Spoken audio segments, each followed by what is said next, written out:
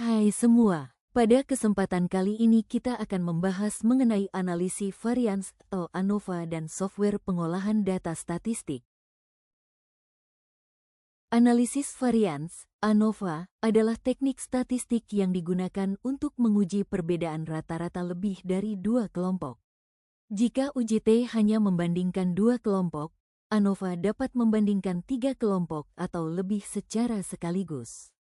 Contoh dalam penelitian bahasa Arab, membandingkan hasil belajar qiraah antara tiga metode langsung, metode audiolingual, dan metode daring. Membandingkan kemampuan mufradat antara santri kelas awal, menengah, dan lanjutan.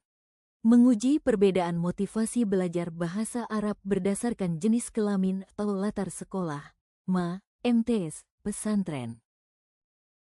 Di antara tujuan digunakannya ANOVA yaitu untuk mengetahui apakah perbedaan antar kelompok signifikan atau hanya terjadi karena kebetulan, menilai efektivitas metode pengajaran bahasa Arab, menentukan apakah perlakuan tertentu memberikan pengaruh terhadap hasil belajar. Berikut jenis-jenis ANOVA. Yang pertama, one-way ANOVA, ANOVA satu jalur. Jenis ini digunakan ketika kita ingin menguji pengaruh satu variabel bebas terhadap satu variabel terikat. Contohnya, pengaruh metode pembelajaran atau tiga metode terhadap nilai maharah kalam. Contoh lainnya seperti perbedaan motivasi belajar berdasarkan jenis sekolah, pesantren, MA, SMA.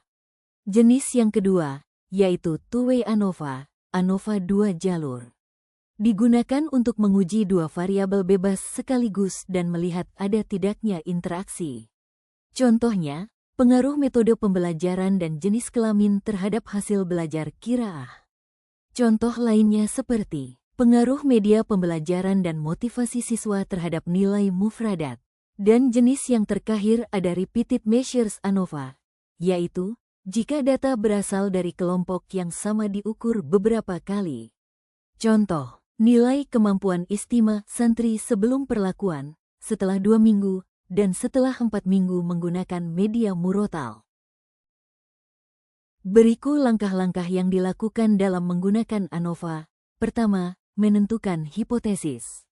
Jika H, berarti tidak ada perbedaan rata-rata antar kelompok. Namun jika H, maka ada perbedaan rata-rata antar kelompok. Langkah selanjutnya, mengumpulkan data. Misalnya nilai ujian qiraah dari 3 kelas. Langkah ketiga, memastikan syarat ANOVA terpenuhi, di mana data berdistribusi normal, varian setiap kelompok sama, homogen, dan data berskala interval atau rasio. Kemudian, menghitung ANOVA, biasanya menggunakan SPSS, Excel, atau Jamovi. Kemudian, menginterpretasi hasil F dan P-value. Jika P kurang dari pukul 0/5, berarti ada perbedaan signifikan. Namun, jika P pukul 0/5 berarti tidak ada perbedaan signifikan. Kemudian, jika signifikan, maka lakukan uji lanjutan, post hoc, untuk mengetahui kelompok mana yang berbeda. Tukey, Bonferroni, dan Skef. Berikut ini contoh kasus ANOVA dalam penelitian bahasa Arab. Judul: Perbedaan hasil belajar mufradat antara metode ceramah, media gambar, dan aplikasi Quizizz. Variabel. Variabel bebas, metode pembelajaran atau 3 kelompok.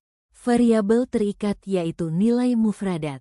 Hasil ANOVA, misalnya, nilai F sama dengan 6.72 P-value sama dengan 0,003.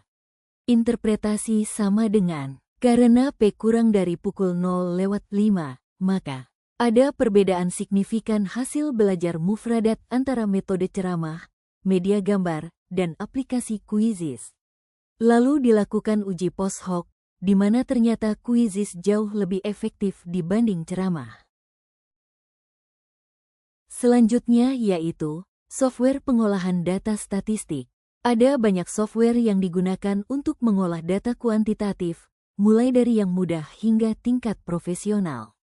Seperti SPSS, Statistical Package for the Social Sciences, Microsoft Excel, Jamovi, gratis dan modern, JASP, R dan RStudio, Python, dengan Pandas, NumPy, CP, Minitab, dan Stata.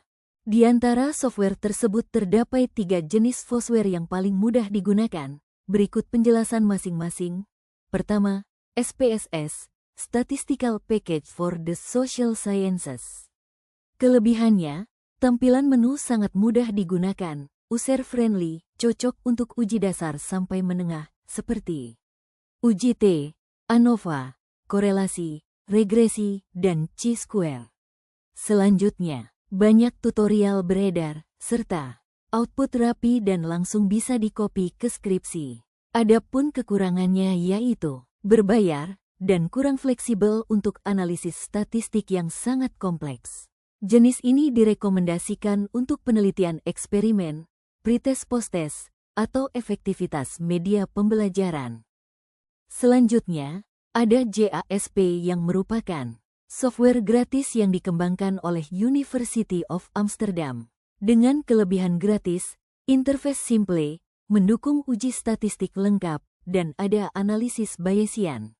Sedangkan kekurangannya, di mana output kadang belum familiar bagi pengguna baru, serta sedikit butuh adaptasi. Jenis ini direkomendasikan untuk alternatif SPSS gratis yang ringan. Dan terakhir yaitu Microsoft Excel. Ini merupakan software yang hampir semua orang punya. Dengan kelebihan mudah digunakan, cocok untuk pengolahan data dasar, dan sudah menjadi standar kantor dan sekolah. Sedangkan kekurangannya yaitu fitur statistik terbatas dan tidak cocok untuk penelitian dengan analisis kompleks. Jenis ini sesuai untuk PTK sederhana, perhitungan manual, dan data deskriptif. Sekian penjelasan statistik kali ini, sampai jumpa kembali.